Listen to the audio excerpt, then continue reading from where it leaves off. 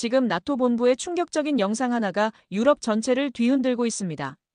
단 3분짜리 영상이 새벽 2시 40분 긴급회의를 소집시켰습니다. 야간 생산 현장에서 48대가 동시에 조립되는 놀라운 광경이었습니다. 하지만 충격적인 사실은 이것이 연출이 아니라 일상이었다는 점입니다. 연간 180대 생산, 불량률 0.9%, 납기 지연 제로라는 믿기 어려운 수치들이 현실로 드러났습니다.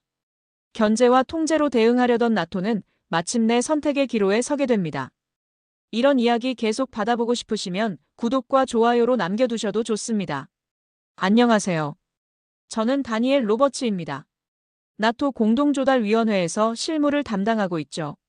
새벽 2시 40분. 휴대폰이 울렸어요. 긴급회의 소집 통보였습니다. 잠에서 깬 저는 시계를 다시 확인했죠. 분명히 새벽이 맞았어요. 전쟁이라도 터진 건가 싶었습니다.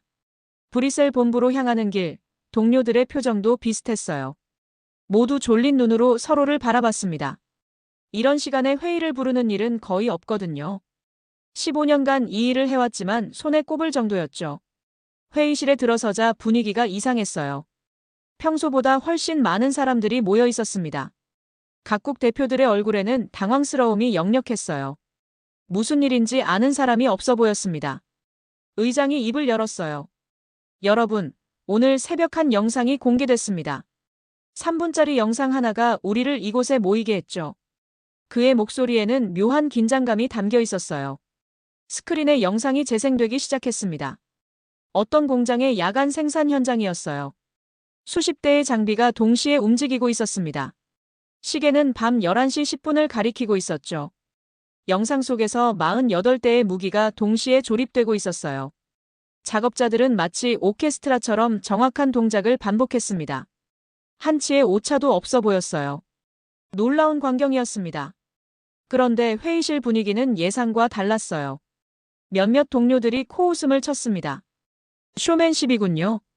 과장된 연출 같은데요. 이런 반응들이 나왔어요. 프랑스 대표가 말했습니다. 전쟁도 없는데 이게 왜 지금이죠? 독일 실무진도 고개를 끄덕였어요. 대부분이 회의적인 시선을 보냈습니다.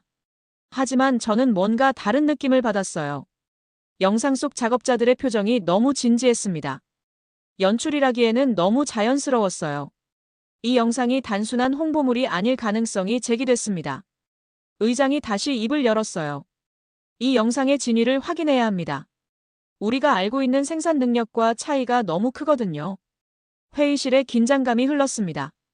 이 영상 하나가 정말 나토 전체를 움직일 만한 것일까요? 저는 의구심을 품었지만 동시에 묘한 불안감도 느꼈어요. 분석관이 앞으로 나섰습니다. 그의 손에는 두꺼운 파일이 들려 있었어요. 이 영상을 자세히 분석해봤습니다. 몇 가지 놀라운 점들이 발견됐어요. 스크린에 영상이 다시 재생됐습니다. 이번에는 천천히 구간별로 나누어서 보여줬어요. 분석관이 레이저 포인터로 화면을 가리켰습니다. 보시죠. 밤 11시 10분부터 시작해서 새벽 2시까지입니다. 3시간 동안의 생산 과정이 압축되어 보였어요. 48대의 무기가 동시에 조립되는 모습이었습니다. 각 라인마다 정확히 같은 속도로 작업이 진행됐죠. 마치 기계처럼 정밀했어요. 독일 대표가 비웃음을 터뜨렸습니다. 이런 식의 홍보 영상은 우리도 만들 수 있어요. 편집과 연출의 힘이죠. 몇몇 동료들이 동조했습니다. 과장된 성능 테스트 같군요. 하지만 분석관은 멈추지 않았어요. 문제는 이게 실시간 촬영이라는 점입니다. 편집 흔적을 찾을 수 없었어요. 그의 목소리에는 확신이 담겨 있었습니다. 프랑스 실무진이 반박했어요. 속도는 빠를 수 있습니다. 하지만 품질은 어떨까요? 빠른 생산은 보통 품질 저하를 의미하거든요. 회의실에서 고개를 끄덕이는 소리가 들렸습니다. 저도 같은 생각이었어요. 15년간의 경험으로 볼 때 속도와 품질은 반비례 관계였습니다. 빠르게 만든 무기는 신뢰할 수 없었어요. 이것이 업계의 상식이었죠. 분석관이 다른 화면을 띄웠습니다. 하지만 여기를 보세요. 각 공정마다 품질 검사가 실시간으로 이루어지고 있어요. 빨간 불과 초록 불이 번갈아 켜지는 모습이 보였습니다. 검사 장비들이 생산 라인에 촘촘히 배치되어 있었어요. 매 단계마다 자동으로 측정하고 기록하는 시스템이었습니다. 불량품이 발견되면 즉시 라인이 멈추는 구조였죠. 이탈리아 대표가 의문을 제기했습니다. 그래도 이상하지 않나요? 야간에 이렇게 대규모 생산을 하다니. 스페인 실무진도 고개를 갸우뚱했어요. 평상시와 다른 패턴 같은데요. 분석관의 표정이 심각해졌어요. 바로 그 점이 문제입니다. 이런 야간 생산이 최근 석 달간 계속됐다는 정보가 있어요. 회의실이 조용해졌습니다. 벨기에 대표가 조심스럽게 물었어요. 그럼 총 생산량은 어느 정도로 추정되나요? 분석관이 잠시 멈춰섰습니다. 정확한 수치는 확인이 어렵지만 네덜란드 실무진이 끼어들었어요. 속도는 빠르지만 신뢰는 느립니다. 우리는 검증된 방식을 따라야 해요. 많은 이들이 동의했습니다.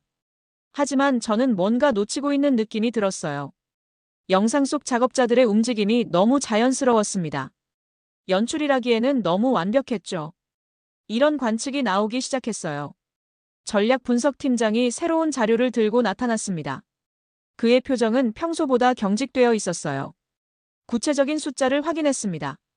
여러분이 직접 보셔야 할 것 같아요. 대형 스크린에 표가 나타났습니다. 각국별 연간 생산량이 막대 그래프로 표시되어 있었어요. 유럽 평균이 22대인 반면 문제의 그 국가는 180대를 기록했습니다. 독일 대표가 눈을 비볐어요. 잠깐만요. 이 숫자가 정확한 건가요? 프랑스 실무진도 의자에서 몸을 앞으로 기울였습니다. 8배 차이라니 믿기 어렵군요. 분석팀장이 다른 화면을 띄웠어요. 납기 준수율도 비교해보죠. 유럽 평균이 73%인 반면 해당 국가는 98%였습니다. 거의 완벽에 가까운 수치였어요. 저는 속으로 계산해봤습니다. 5월 평균 15대씩 생산한다는 뜻이었어요. 우리 독일 파트너사가 한 달에 겨우 2대 만드는 것과 비교하면 엄청난 차이였습니다. 이탈리아 대표가 테이블을 톡톡 쳤어요. 데이터에 오류가 있을 수 있습니다. 이런 생산 속도는 물리적으로 불가능해요. 스페인 실무진도 고개를 저었습니다. 품질 관리가 제대로 될 리 없어요. 하지만 분석팀장은 더 자세한 자료를 보여줬어요. 작년 한 해 동안의 월별 생산량입니다. 막대 그래프가 일정하게 높은 수준을 유지하고 있었습니다. 계절별 편차도 거의 없었어요. 벨기에 대표가 어리둥절한 표정을 지었습니다. 겨울철에도 이 정도 생산량을 유지했다고요? 네덜란드 실무진이 파일을 뒤적였어요. 우리는 겨울에 생산량이 30%는 떨어지는데. 분석팀장의 목소리가 더욱 진지해졌어요. 가장 놀라운 건 납기 지연 사례가 거의 없다는 점입니다. 지난 2년간 단 한 번도 약속한 날짜를 어기지 않았어요. 룩셈부르크 대표가 손을 들었습니다. 그럼 우리와 비교했을 때 어느 정도 차이가 나는 건가요? 분석팀장이 새로운 차트를 띄웠어요. 이건 차이가 아니라 격차입니다. 회의실이 조용해졌습니다. 모두들 스크린 속 숫자들을 바라보고 있었어요. 저도 마찬가지였습니다. 이 정도 차이라면 단순한 효율성 문제가 아니었어요. 오스트리아 실무진이 조심스럽게 말했어요. 혹시 노동 착취나 안전 규정 무시는 아닐까요? 프랑스 대표가 끄덕였습니다. 그래야 이런 속도가 가능하겠죠. 하지만 분석팀장은 다른 자료를 제시했어요. 작업 환경과 안전 기준도 국제 수준을 준수하고 있습니다. 오히려 일부 지표는 유럽 평균보다 높아요. 저는 점점 불편해졌습니다. 우리가 알고 있던 상식들이 하나씩 무너지고 있었어요. 15년간 쌓아온 경험과 지식이 의문스러워지기 시작했습니다. 분석팀장이 마지막 슬라이드를 보여줬어요. 결론적으로 이들의 생산 시스템은 우리가 알고 있던 기존 모델과 완전히 다릅니다. 그 한마디가 회의실 전체를 침묵 속으로 빠뜨렸어요. 독일 방산연합 대표가 자리에서 일어났습니다. 그의 얼굴에는 자신감이 가득했어요. 잠깐만요. 너무 성급하게 결론 내리는 것 같습니다. 그가 준비해온 자료를 펼쳤어요. 생산 속도만으로 모든 것을 판단할 수는 없습니다. 핵심 기술과 부품 공급망을 봐야죠. 프랑스 대표가 고개를 끄덕였습니다. 스크린에 새로운 도표가 나타났습니다. 복잡한 공급망 구조도였어요. 독일 대표가 레이저 포인터를 들었습니다. 보세요. 핵심 부품의 80%가 유럽에서 나갑니다. 그의 목소리에 확신이 담겨 있었어요. 엔진 제어 시스템은 독일제, 레이더는 프랑스제, 광학 장비는 이탈리아제입니다. 우리 없이는 완성품을 만들 수 없어요. 프랑스 실무진이 미소를 지었습니다. 아무리 빨리 조립해도 소용없죠. 재료가 없으면 멈출 수밖에 없거든요. 여러 동료들이 안도의 한숨을 쉬었어요. 스위스 대표가 추가 설명을 했습니다. 정밀 가공 장비도 유럽 의존도가 높아요. 특히 독일과 스위스 기술 없이는 품질 보장이 어렵죠. 네덜란드 실무진이 동조했습니다. 독일 대표의 자신감은 더욱 커졌어요. 우리가 원하면 언제든 멈출 수 있습니다. 부품 공급을 중단하면 6개월 내에 생산 라인이 멈춰요. 회의실에 웃음소리가 퍼졌습니다. 오스트리아 실무진이 손뼉을 쳤어요. 그렇죠. 아시아는 조립, 유럽은 설계라는 말이 있지 않습니까? 이탈리아 대표도 여유로운 표정을 지었습니다. 저도 마음이 한결 편해졌습니다. 결국 기술과 부품이 핵심이었어요. 아무리 빨리 만들어도 우리 손바닥 안에 있다는 뜻이었습니다. 15년간의 상식이 다시 살아났어요. 벨기에 대표가 여유롭게 말했습니다. 속도보다는 통제가 중요하죠. 우리가 공급망을 쥐고 있으니까요. 룩셈부르크 실무진도 고개를 끄덕였어요. 스페인 대표가 추가했습니다. 게다가 품질 인증도 우리 기준을 따라야 해요. 유럽 표준을 벗어나면 수출이 불가능하거든요. 포르투갈 실무진이 박수를 쳤습니다. 프랑스 실무진이 정리했어요. 결국 우리가 허락해야 돌아가는 시스템입니다. 생산 속도는 빠를 수 있지만 결정권은 우리에게 있어요. 회의실 분위기가 완전히 바뀌었습니다. 독일 대표가 마지막 한마디를 던졌어요. 필요하다면 규제를 강화할 수도 있습니다. 기술 이전 제한, 부품 수출 통제 등 방법은 많아요. 모두들 안심한 표정이었습니다. 저는 가슴이 뿌듯했어요. 역시 경험과 기술력이 중요했습니다. 단순한 속도 경쟁이 아니라 시스템과 통제력의 문제였어요. 우리가 여전히 주도권을 쥐고 있다는 확신이 들었습니다. 하지만 문득 의문이 들었어요. 정말 그들이 우리 부품에만 의존하고 있을까요? 혹시 우리가 모르는 다른 공급망이 있는 건 아닐까요? 이런 가능성이 제기되기 시작했습니다. 의장이 긴급 결정을 내렸습니다. 직접 확인해야겠어요. 실사단을 구성하겠습니다. 저도 실사단에 포함됐어요. 이틀 후 우리는 현지로 출발했습니다. 공항에서 내리자마자 한 남자가 우리를 맞이했습니다. 안녕하세요. 저는 김준호입니다. 대외협력실 실장이에요. 그가 정중하게 인사했습니다. 긴 여행 고생 많으셨을 텐데 먼저 호텔에서 휴식을 취하시겠습니까? 하지만 우리는 서둘렀어요. 바로 공장 시찰이 가능할까요? 김 실장이 잠시 망설이다 고개를 끄덕였습니다. 알겠습니다. 그럼 바로 모셔드리죠. 버스에 올라타자 창밖 풍경이 눈에 들어왔어요. 예상보다 깔끔하고 현대적인 도시였습니다. 독일 실사단원이 작은 소리로 말했어요. 생각보다 발전되어 있군요. 프랑스 실사단원도 고개를 끄덕였습니다. 김 실장이 설명을 시작했어요. 공장까지는 40분 정도 걸립니다. 중간에 산업단지를 지나가는데 다른 공장들도 보실 수 있을 거예요. 차창 밖으로 여러 공장들이 지나갔습니다. 이탈리아 실사단원이 질문했어요. 저 공장들도 방산업체인가요? 김 실장이 답했습니다. 일부는 그렇습니다. 하지만 대부분 반도체나 조선 관련 업체들이에요. 우리는 조용히 밖을 바라봤습니다. 차가 고속도로에 진입하자 더 많은 공장들이 보였어요. 규모도 상당했고 현대적인 설비들이 눈에 띄었습니다. 스페인 실사단원이 중얼거렸어요. 산업 기반이 생각보다 탄탄하네요. 김 실장이 미소를 지었습니다. 오늘 방문하실 공장은 저희 주력 생산 시설입니다. 궁금한 점이 있으시면 언제든 질문해 주세요. 그의 자신감 있는 모습이 인상적이었어요.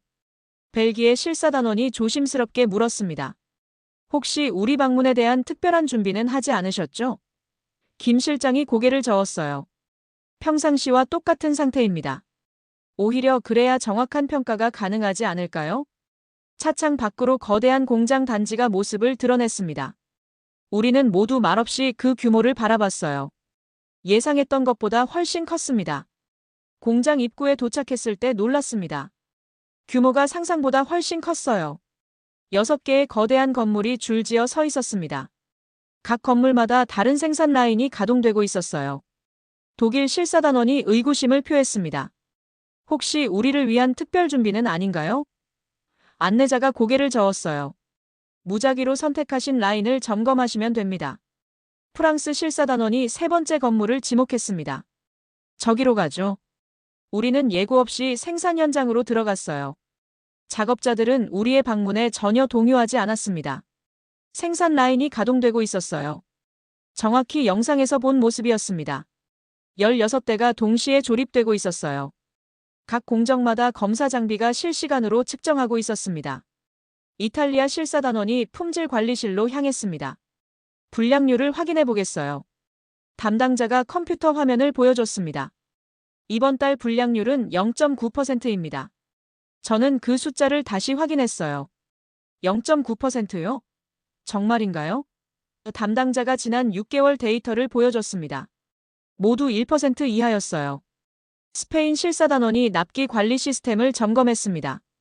약속 날짜를 지킨 비율이 99%라고요? 관리자가 자랑스럽게 답했어요.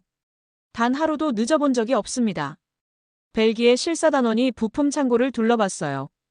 이 부품들이 모두 자체 제작인가요? 창고 관리자가 설명했습니다. 85%가 자체 생산품이에요. 네덜란드 실사단원이 놀라워했습니다.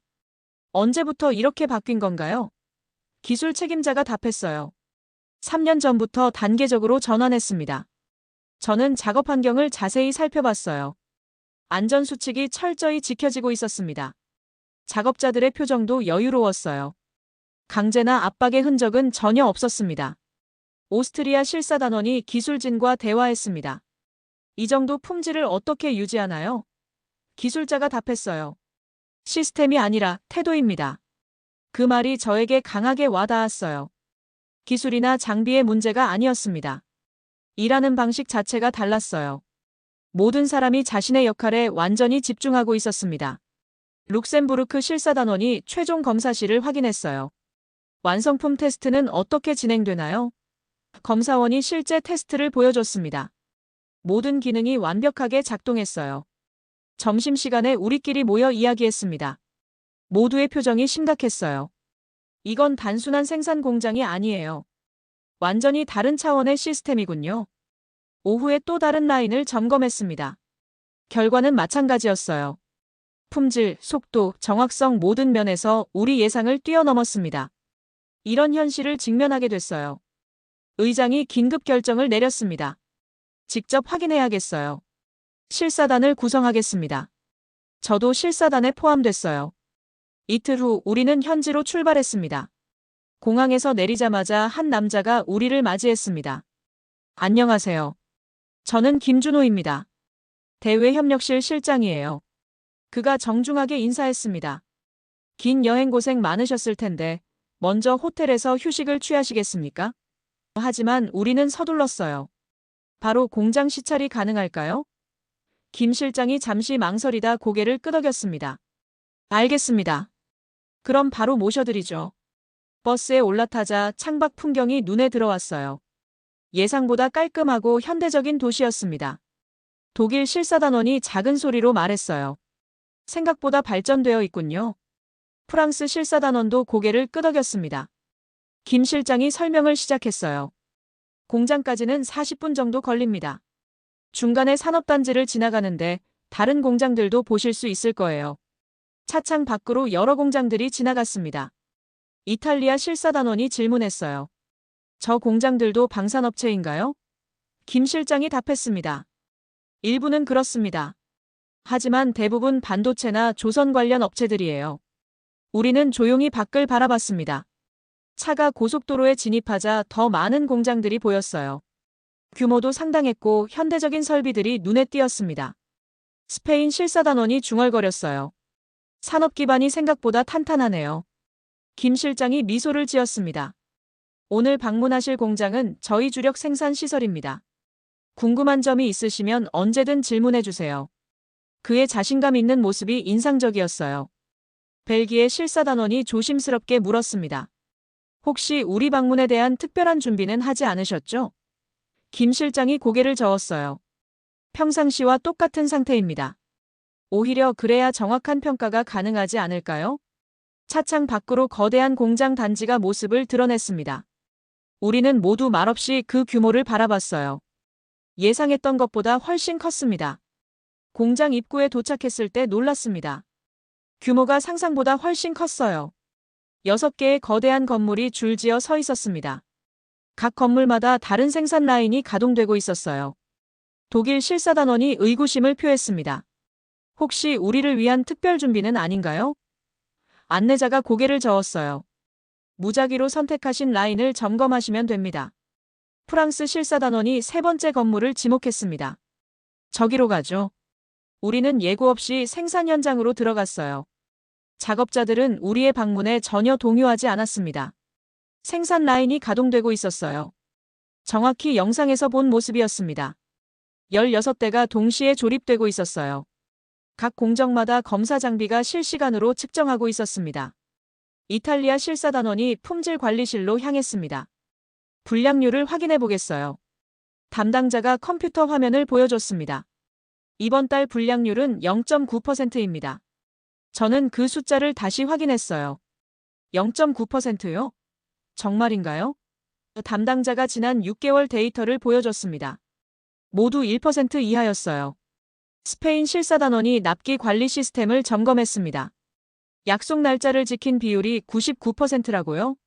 관리자가 자랑스럽게 답했어요. 단 하루도 늦어본 적이 없습니다. 벨기에 실사단원이 부품 창고를 둘러봤어요. 이 부품들이 모두 자체 제작인가요? 창고 관리자가 설명했습니다. 85%가 자체 생산품이에요. 네덜란드 실사단원이 놀라워했습니다. 언제부터 이렇게 바뀐 건가요?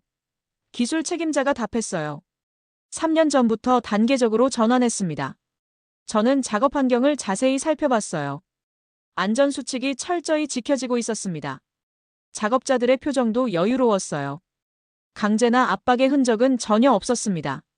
오스트리아 실사단원이 기술진과 대화했습니다. 이 정도 품질을 어떻게 유지하나요? 기술자가 답했어요. 시스템이 아니라 태도입니다. 그 말이 저에게 강하게 와닿았어요. 기술이나 장비의 문제가 아니었습니다. 일하는 방식 자체가 달랐어요. 모든 사람이 자신의 역할에 완전히 집중하고 있었습니다. 룩셈부르크 실사단원이 최종 검사실을 확인했어요. 완성품 테스트는 어떻게 진행되나요? 검사원이 실제 테스트를 보여줬습니다. 모든 기능이 완벽하게 작동했어요. 점심시간에 우리끼리 모여 이야기했습니다. 모두의 표정이 심각했어요. 이건 단순한 생산 공장이 아니에요. 완전히 다른 차원의 시스템이군요. 오후에 또 다른 라인을 점검했습니다. 결과는 마찬가지였어요. 품질, 속도, 정확성 모든 면에서 우리 예상을 뛰어넘었습니다. 이런 현실을 직면하게 됐어요. 호텔로 돌아온 저녁, 실사단 전체가 회의실에 모였습니다. 모두의 얼굴에는 복잡한 감정이 섞여 있었어요. 오늘 본 것들을 정리해야 했습니다. 독일 실사단원이 먼저 입을 열었어요. 솔직히 말해서 충격적이었습니다. 우리가 알고 있던 것과 완전히 달랐어요. 프랑스 실사단원도 고개를 끄덕였습니다. 품질 수준이 예상을 뛰어넘었죠. 저는 오늘 하루를 되돌아봤습니다. 15년간 쌓아온 제 경험과 지식이 흔들리고 있었어요. 빠른 것과 좋은 것은 양립할 수 없다는 믿음이 무너졌습니다. 이탈리아 실사단원이 자료를 정리했어요. 불량률 0.9%, 납기 준수율 99%. 이 숫자들이 조작된 것 같지는 않았어요. 스페인 실사단원도 동의했습니다. 벨기에 실사단원이 말했어요. 작업자들의 태도도 인상적이었습니다. 강압적인 분위기는 전혀 없었어요. 오히려 자발적으로 보였죠. 네덜란드 실사단원이 추가했습니다. 안전 규정도 철저히 지켜지고 있었고요. 오스트리아 실사단원이 핵심을 짚었어요. 가장 놀라운 건 부품 자립도였습니다. 우리가 공급을 중단해도 전혀 문제 없어 보였어요. 룩셈부르크 실사단원이 한숨을 쉬었습니다. 저는 보고서 작성을 시작했습니다. 하지만 어떻게 표현해야 할지 막막했어요. 속도만 빠른 것이 아니라 시스템 자체가 다르다고 써야 할까요? 아니면 우리의 기존 인식에 오류가 있었다고 해야 할까요? 프랑스 실사단원이 조심스럽게 말했어요. 이 결과를 본국에 어떻게 보고할지 고민이에요. 기존 정책 전체를 재검토해야 할 수도 있거든요. 모두가 같은 생각이었습니다. 저는 김 실장과의 마지막 대화를 떠올렸어요. 그가 말했던 빠른 게 아니라 약속을 지킨 겁니다라는 표현이 계속 맴돌았습니다. 속도가 아니라 신뢰의 문제였던 거예요. 독일 실사단원이 정리했어요. 결국 우리가 느린 것이 아니라 불확실한 것이었나 봅니다. 납기를 못 지키고 품질을 보장하지 못하는 건 말이에요. 그 말이 뼈아프게 다가왔습니다. 이탈리아 실사단원이 다른 관점을 제시했어요. 그들은 처음부터 다른 목표를 가지고 있었을 수도 있어요. 우리는 기술 우월성을, 그들은 약속 이행을 중시했던 거죠. 스페인 실사단원이 현실적인 문제를 꺼냈어요. 이제 나토 내부 균형이 바뀔 가능성이 높아요. 우리가 주도권을 잃을 수도 있습니다. 벨기에 실사단원이 걱정스러운 표정을 지었습니다. 저는 보고서에 핵심 문장을 적었어요. 이들의 생산 능력은 단순한 속도의 문제가 아닙니다. 약속에 대한 태도의 차이였습니다. 이것이 제가 내린 결론이었어요. 네덜란드 실사단원이 마지막으로 말했어요. 우리도 변해야 할 때가 왔는 것 같아요. 기존 방식으로는 경쟁이 어려울 것 같습니다. 모두가 무거운 침묵에 빠졌습니다. 저는 창밖을 바라봤어요.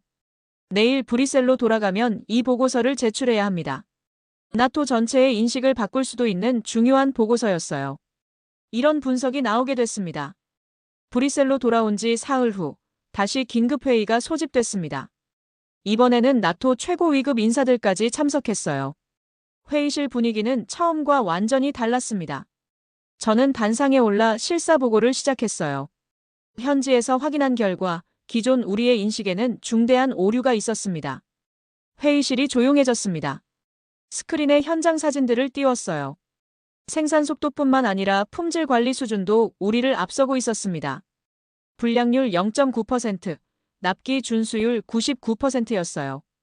독일 대표가 당황한 표정을 지었습니다. 그럼 우리의 부품 공급망 통제 전략은 실효성이 없다는 뜻인가요? 저는 고개를 끄덕였어요. 이미 완전히 독립된 시스템을 구축했습니다.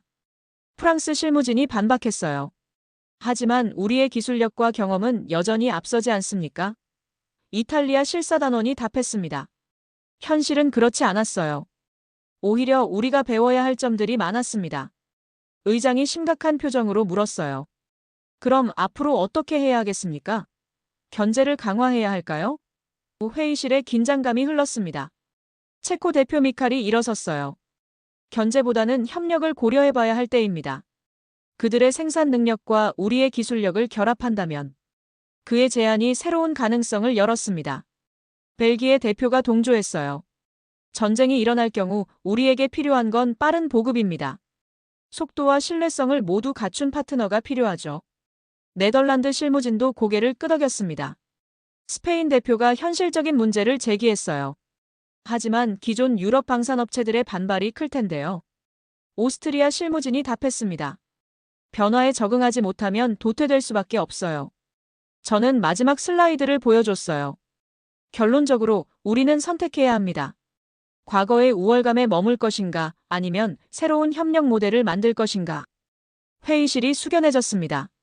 룩셈부르크 대표가 조심스럽게 말했어요. 협력한다면 어떤 형태가 가능할까요? 미칼이 준비해온 제안서를 꺼냈습니다. 공동 개발과 상호 보완 방식을 생각하고 있어요. 포르투갈 실무진이 질문했어요. 우리의 기술적 우위는 어떻게 보호할 건가요? 미칼이 답했습니다. 기술 공유가 아니라 역할 분담입니다. 서로의 강점을 살리는 거죠. 의장이 표결을 제안했어요. 협력 방안 검토에 찬성하는 분? 하나둘씩 손이 올라갔습니다. 11표가 찬성, 3표가 반대였어요. 과반수를 훨씬 넘었습니다. 독일 대표가 마지못해 손을 들었어요. 조건부 찬성입니다. 우리의 핵심 이익은 보장되어야 해요. 프랑스 대표도 비슷한 입장을 표명했습니다. 저는 안도의 한숨을 쉬었어요. 어려운 결정이었지만 현명한 선택이었습니다. 고집보다는 현실을 인정하는 용기가 필요한 때였어요. 미칼이 마지막으로 말했습니다. 우리는 따라갈지 남을지 선택해야 합니다. 저는 함께 가는 쪽을 택하겠어요. 그의 말에 많은 이들이 공감했습니다. 회의가 끝나고 복도에서 동료들과 이야기했어요. 결국 시대가 바뀌었다는 걸 인정해야 하는군요. 맞아요. 우리도 변해야 할 때입니다. 저는 창밖을 바라보며 생각했습니다. 새로운 시작이었어요. 경쟁이 아닌 협력으로 더 강해질 수 있다는 희망이 보였습니다. 이 영상은 현재 흐름을 바탕으로 한 분석과 전망입니다. 전쟁은 기다려주지 않습니다. 기다리지 않는 나라만이 살아남습니다. 나토는 변화를 선택했습니다. 그렇다면 우리는 어떤 선택을 해야 할까요? 이 장면 여러분은 어떻게 보셨나요? 이런 해외 이야기 계속 정리해서 전해드릴게요. 도움이 되셨다면 좋아요 한번, 그리고 구독해 두시면 다음 이야기 놓치지 않으실 수 있습니다. 지금까지 감동축파였습니다.